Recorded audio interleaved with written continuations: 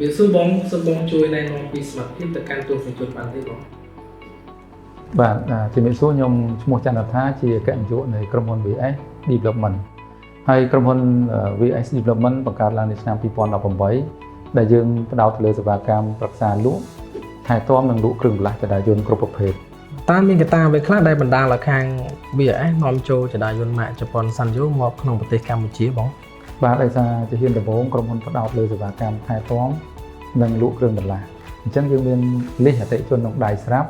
ហើយជាញឹកញាប់ពួកគាត់តែងសួររកចរាយន្តហើយក្រុមការងារក៏សម្រេចចិត្តចរចាយកផលិតផលចរាយន្តម៉ាកជប៉ុនសាន់យ៉ូ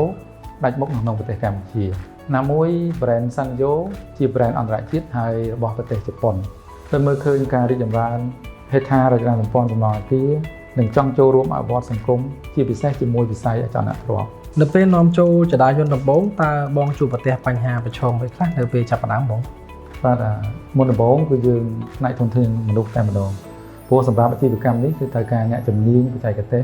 ខ្លាំងក្នុងការដឹកនាំនិងការដំឡើងនិងការថែទាំចំណុចទី2គឺចំណេះដឹងអ្នកប្រើប្រាស់ដំណាក់កាលទិញនិងដំណាក់កាលថែទាំហើយចំណុចបន្ទាប់គឺវិបត្តិសេដ្ឋកិច្ចសកលជាឥទ្ធិពលលើវិស័យអចលនទ្រព្យអញ្ចឹងធ្វើឲ្យអាជីវកម្មរបស់យើងវាដើរតាមវិស័យអចលនទ្រព្យអញ្ចឹងធ្វើឲ្យប៉ះពាល់ការលក់ចុងក្រោយដោយសារយើងមកទីផ្សារក្រោយគេអញ្ចឹងការធ្វើទីផ្សារគឺមានការប្រឈមជាខ្លាំង